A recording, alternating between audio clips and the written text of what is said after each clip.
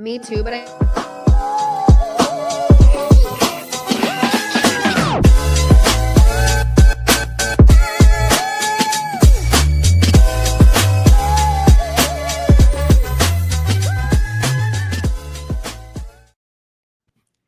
Good morning, moms in real estate. Oh my gosh, that was my first time seeing that video, and I feel like it was so cute. Good job, Randy. I know. Hi, Kayla. Hi, how are you? Good. Okay, so for everyone that doesn't know, this isn't Randy. This is actually Kayla today. Randy is out of town, and me and Kayla were texting, and I was like, do you want to come on the morning show with me? I don't like to come on by myself. And she's a trooper and was like, yeah. So here we are. Here we are. Let's do it. Yeah, so you guys probably see Kayla all the time. She is a group moderator. She's one of our partners in the group. She has all kinds of really fun things going on. So I thought we'd just talk a little bit about what she has going on and what she's going to be bringing to our moms in real estate community at the end of the month, the end of April, which is, I think, starts tomorrow, which is crazy. Time is flying by. I know. So Coach Kayla, tell us who you are. Yes. Hi, everyone. I am so grateful to be here. I am a top producing realtor on the East Coast of Florida. So referral plug for the East Coast of Florida. When I'm not selling houses, I'm helping other agents sell as many houses as they possibly can as a coach.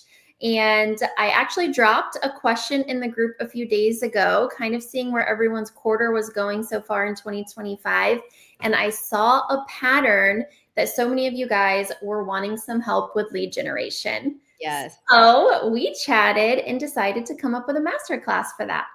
Yeah. And I think that that's so great because I definitely see that a lot in the group is it's like, just how are you getting in front of people and how are you getting these leads? So maybe tell them a little bit about like what you've done that's worked so well, like maybe like a couple of your pillars.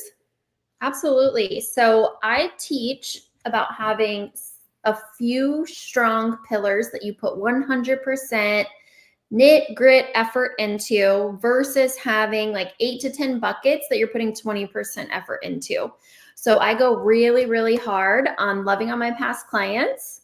I love my past clients. And then I go really hard on hyper local community marketing in my area to kind of be known as a community realtor. So those are my two main lead pillars. I recommend having anywhere between 2 and 4. Anything more than that, you could really, really, really prioritize more time freedom by putting more effort in the solid 2 to 4 pillars versus having like 8 to 10, if that makes sense. And we're going to be diving into that during the class. I think that's really good. And I think a lot of times I'm still in our industry. I think people get into the business and they're told like, you've got to door knock, you've got to cold call. And so I actually think you never started out doing either of those things. Did you? No. Mm-mm. Yeah, never. I have never door knocked, not once. I think that everyone is a serial killer. So it wasn't a goal for me to get in front of serial killers. It was a mental block that prevented me from door knocking. Well, think about like if my doorbell rings and we're all sitting like in our house, we're like, who's over? Like, who's coming over? Like, are you expecting everyone? It's like this like startle, and you're like, it's just weird. And I don't want to be the person on the other side of that. No, and it reminds me of that video that went viral where the girl got a knock on her door and she like hides behind her sofa to the point where she won't even answer the door. And I feel like a lot of people are like that. You're either going to get people not answering it and ignoring you, or they're going to answer and immediately be abrasive. Yeah. Soliciting. So and the point is, you guys, it's not like you don't need to fit in this box that people put you in. Like you really have to be able to identify like, how am I meeting new people on a regular basis? And once I meet them, how am I staying relevant to them? How do you stay relevant to your people? Absolutely. I stay relevant by staying really active on social media.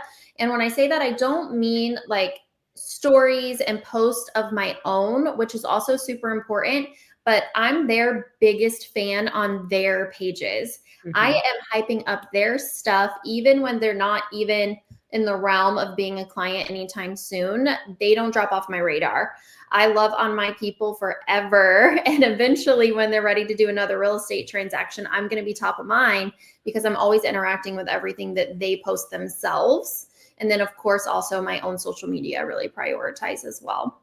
Yeah, I love that. What a great point, because yes, you have to be their biggest cheerleader. Another thing that I know that you do that everyone should hear about is how you time block to go into these Facebook communities. So she's a community realtor, which means she needs to show up like actually physically in the community, but also there's this like virtual aspect to it. So why don't you share what you do there?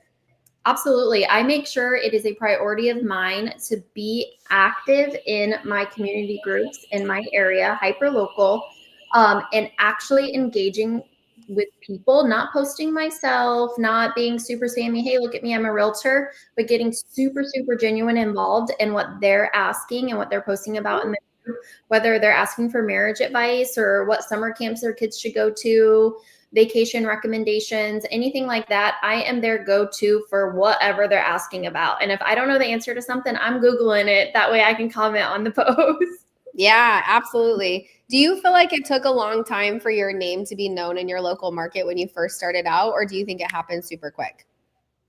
I feel like it happened super quick only because a lot of agents do this now, but when I first started, I was one of the only ones being super, super present in the groups. So luckily I got on that ground floor and got picked quite quickly.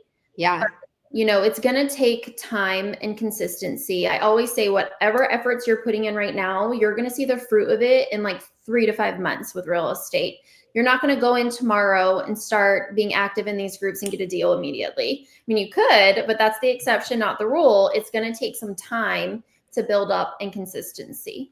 Yeah, absolutely. And I think that you've told me before that you time block like 3 different times throughout your day to do these groups. And I think that's something that's just, it's not easy to remember to go to these groups, you guys. Like to be consistent in it, like it's probably a reminder on your calendar, an alarm or something. And so even having those practices is important.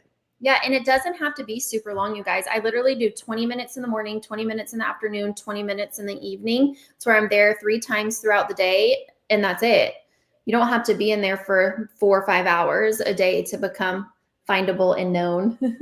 I just found like I was at this really fun event that my friend put on in Phoenix, and one of the girls that was speaking on the stage actually gave this like really cool tip I want to give to you guys.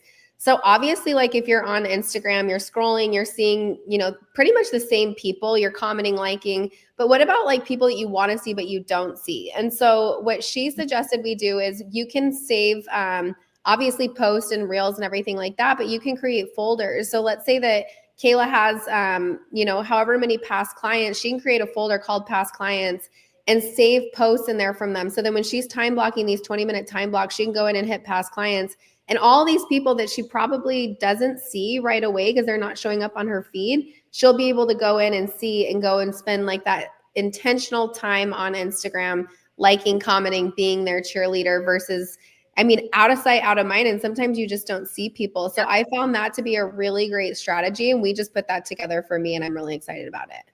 100%. Absolutely. And another golden nugget, very similar to that, is if you click on your followers and go behind the scenes there, it'll say least interacted with and give you 60 people that you have least interacted with. And if you click on there, it's an entire list. And I will do that once a week and go in and go interact with everyone that Instagram is telling me I've at least interacted with of my followers. Wow. I love that. I'm going to do that too. Yeah. So I think that the big golden nugget today is like really being intentional with those times that you're on your social media platforms, because everybody, you guys, people post because they want people to engage with them. They want those comments. They want those likes. You stand out. I always think like when people constantly are commenting and liking my stuff, like I see their name, even though like I have a good amount of followers, like that name stands out to me, especially if they're consistent with it. So let's talk about your masterclass. I know you have some of the details laid out. So we're going to be going live in our Facebook group, and you can actually register. Kayla will put the link and everything under this video in the Facebook group. But on April 28th, you guys get to learn her lead gen strategies. So tell them all about it. Absolutely. I'm very excited for this. And you guys, if I have some listeners right now who do not want social media to be one of their lead pillars, still attend this. It is not going to be all about social media. I am going to give you guys some great examples for lead pillars that have nothing to do with social media in case there's a few of you who don't want that to be one of your strong suits. We want to cater to all of you. So we're going to deep dive in lead pillar strategies, lead pillar ideas, and then also I'm going to teach you how to audit your leads pillars quarterly to where you can change the momentum in your business throughout the year. If you notice something is lacking in sales, money, that way, if it doesn't work, it doesn't work, and it's time to pivot and it's time to move.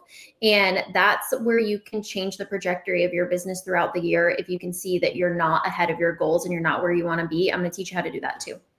I love it. Okay, so you guys sign up, be there. She's going to bring tons of value, and we love seeing you on Monday mornings, and I hope everybody has a great day.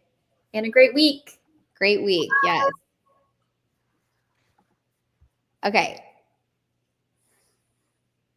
Stay on. I don't know. This is